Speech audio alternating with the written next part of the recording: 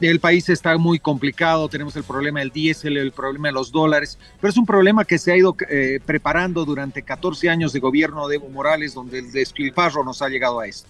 En todo caso, lo que nosotros vemos es un gobierno con la total y completa incapacidad de enfrentar la economía y los problemas reales. Necesitamos un cambio de gobierno y un cambio de política, y eso ojalá sea con el apoyo de los ciudadanos para el 2025 con buenas propuestas. Diputado Elexen, ayer se intentó aprobar o sesionar para aprobar y se aprobó finalmente la ley que suspende las primarias, pero hubo otro contexto que se ha hecho reiterativo, los escándalos, un poco hasta se vio una especie de manotazo en la cara del presidente de la Cámara de Diputados.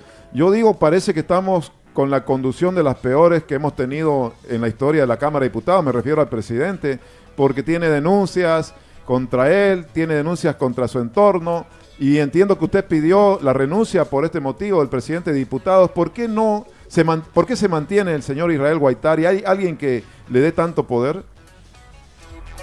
Primero aclaremos, la pelea que ustedes han mostrado hace un momento, que fue en la testera, fue entre las dos alas del movimiento al socialismo. Fue entre evistas y arcistas que se agarraron a golpes y fue así.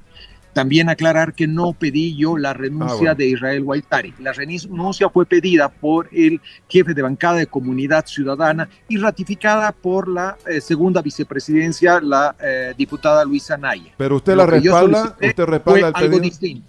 No. Quiero aclarar qué es lo que yo he solicitado. Sí, a ver. Estábamos en moción previa, y en moción previa yo no le he pedido la renuncia a un señor que yo lo he considerado un sinvergüenza desde antes de ser elegido.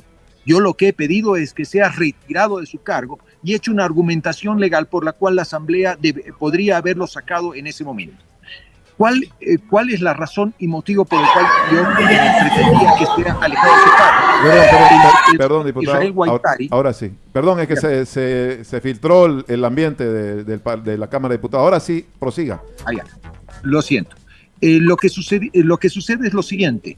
Han habido casos concretos de corrupción en los cuales se lo está involucrando al presidente Israel Guaitari. Estamos hablando, un delito en especial, designación irregular e ilegal de la persona que fue detenida cobrando coimas por contratos en la Cámara de Diputados. Este hecho en sí mismo posibilita que yo hice mención al artículo 29, que es separación temporal de la Cámara de Diputados. Esto tiene que ver que los diputados y las diputadas podrán ser suspendidos temporalmente en el ejercicio de sus funciones si a criterio de la Cámara. Eso significa si entre todos los que estamos en la Asamblea a criterio nuestro ha incumplido en faltas. Lo que se agarran normalmente es que tiene que ser la Comisión de Ética la que hace la propuesta, pero al no existir la Comisión de Ética, la Asamblea en su conjunto puede retirar, en virtud al artículo 8 del reglamento de ética de la misma Cámara, la cual tipifica claramente en su parágrafo 13 y 14 que favorecer con contratos a terceros y en beneficio de su cargo deben ser sancionados. La sanción no es la pérdida del curul, no se lo puede hacer perder su curul como tal, pero lo que sí corresponde es que el señor Israel Guaitari pueda ser separado de 3 a 6 meses del cargo. Al ser separado de 3 a 6 meses del cargo, él automáticamente sería suspendido como presidente de la Cámara de Diputados. Yo lo que solicité es que separaran los diputados, dado que él no iba a dar curso voluntariamente a ser separado, y si había la mayoría que se requería, los votos que se requería, él debía ser retirado del cargo y debía asumir la primera vicepresidenta. En este caso, y lo que me ha llamado la atención y lo que ha generado una molestia interna, es que el jefe de bancada de Comunidad Ciudadana, el diputado Urquidi, no se paró y no votó para separarlo de la Cámara. Por lo cual, muchas veces lo que vemos acá son sendos discursos, lo que vemos son grandes posiciones ante la prensa, pero al momento de votar y actuar, ponen el guiñador a la derecha y vuelcan a la izquierda. Ese sí ha sido un reclamo. En todo caso, como el presidente Guaitari se negó a que la secretaria pueda hacer el conteo de los votos en ese momento, hubo una reacción del ala evista que tomaron la testera, pero también con sus propias intenciones políticas que tienen los evistas en contra de los arcistas. O sea que, en conclusión, usted no tuvo respaldo de la propia bancada de Comunidad Ciudadana para retirarlo, o por lo menos del presidente de la bancada. Se puede, mediante votación, de retirarlo si reúnen la mayoría. Se supone que los evistas están de acuerdo, por lo menos así lo han manifestado, con el desalojarlo de ese cargo al presidente Guaitari, y me imagino que tiene respaldo básicamente de la bancada arcista, pero no de los demás. La cosa es decir, hay muchos diputados, como el caso de la diputada Samantha Nogales, que terminada mi alocución y ratificó y reforzó la posición que yo había planteado, se dieron cuenta que el planteamiento legal que yo hacía correspondía.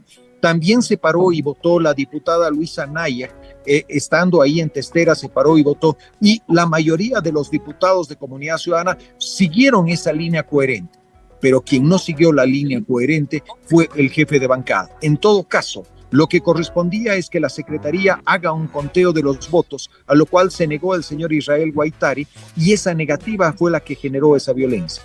En todo caso, tuvieron que dar cuarto intermedio, y al retorno del cuarto intermedio ya pasaron directo a la ley que se tenía que tratar. Normalmente el movimiento al socialismo se libra de su responsabilidad con estas chicanerías.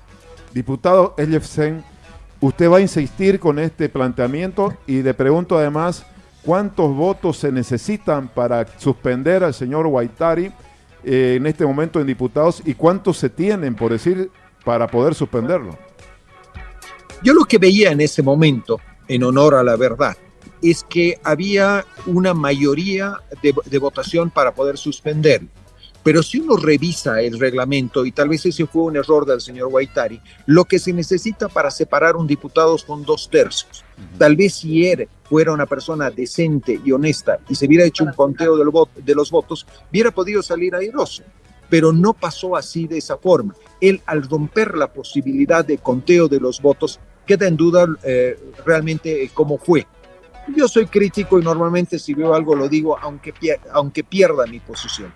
En todo caso, voy a nuevamente insistir con esto ya de forma escrita para que sea tratado en la Asamblea su separación. En todo caso, le queda como parte de su gestión 2 meses y medio. No es mucho, pero igual sería un ejemplo de retirar un presidente tan nefasto. Los casos de corrupción, de coimas, de violaciones, de tomar bebidas alcohólicas dentro de la Asamblea, nos están degradando cuando se supone que deberíamos ser el primer órgano del Estado.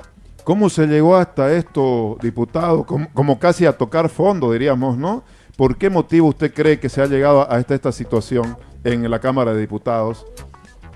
Yo quiero contarte algo que sucedió hace 8 meses atrás, cuando se estaba Comunidad Ciudadana, cuando estaba en reunión para decidir qué iba a hacer políticamente en relación a la presidencia, a las vicepresidencias y a las comisiones. Yo informé sobre todos los antecedentes de chuteros y de delitos que tenía acumulados quien era el candidato oficial del ala arcista. Y claramente dije que yo no iba a ir a la vicepresidencia, yo ocupaba el cargo de vicepresidente en ese momento, porque no podría sentarme al lado de un delincuente de ese calibre. Claramente no les importó y hicieron una plancha única entre Comunidad Ciudadana, Creemos, y de Creemos estoy con duda, no lo tengo muy claro, Comunidad Ciudadana y el MASI, y en esa plancha conjunta se eligió la directiva actual. En todo caso, ya se sabía que el hombre iba a ser nefasto y yo lo había informado en mi calidad de vicepresidente en ese momento. Y yo consideraba que Comunidad Ciudadana debería haber ido por otro lado. Y estas son las consecuencias, este desprestigio que tenemos el día de hoy. No es agarrar y avalar y firmar de cheque el blanco a cualquier delincuente para que asuma como cuarto hombre del Estado boliviano. Importante su revelación, diputado. Ahora quisiera preguntarle ya lo último. ¿Cómo está la agenda de la Cámara de Diputados? Se aprobó finalmente la suspensión de las elecciones primarias en grande y en detalle. ¿Qué pasa con la consideración del informe de comisión para las elecciones judiciales? ¿Va a ir avanzando? Bueno, el presidente nato de la Asamblea llamó originalmente a las 8 de la mañana, lo postergó para las 2 de la tarde. Estamos desde las 2 de la tarde acá en la Asamblea. Intentó imponer un orden del día, él tiene derecho a proponer el orden del día, pero ese orden del día fue observado en la prelación de temas que se debe tratar. dado que hay trampa al final de esto. Como no pudo salirse con su gusto, solicitó un cuarto intermedio, 45 minutos, y ya llevamos 2 horas acá. Y si me permites, te voy a mostrar cómo está la asamblea, mientras se está reuniendo con los jefes de bancada, vicepresidentes y demás. Perdón, diputado, está con alguna distorsión su imagen, parece que por algún efecto, pero le agradezco lo que mucho. pasa es que estaba mostrando cómo está la asamblea, hay diputados en sus curules, pero no está la directiva y están en una reunión y intentan las posiciones para cambiar el orden del día. Podría haber sido muy simple. David Choquehuanca debía llevar a votación qué es lo que la Asamblea quiere y debe hacer caso a la Asamblea. La Asamblea, que son la mayoría de diputados y senadores, está por encima de la directiva y por encima del presidente. Pero esto es lo que todo el tiempo el movimiento al socialismo quiere negar y quiere imponer, una sola persona imponer sobre el resto de los diputados y senadores. Eso es lo que normalmente nos lleva a los grandes conflictos dentro de la Asamblea. ¿Usted cree que esta noche se puede tratar el tema o mañana? Se supone que debemos estar en sesiones semipermanentes hasta el 6 de agosto para que esto pueda ser resuelto.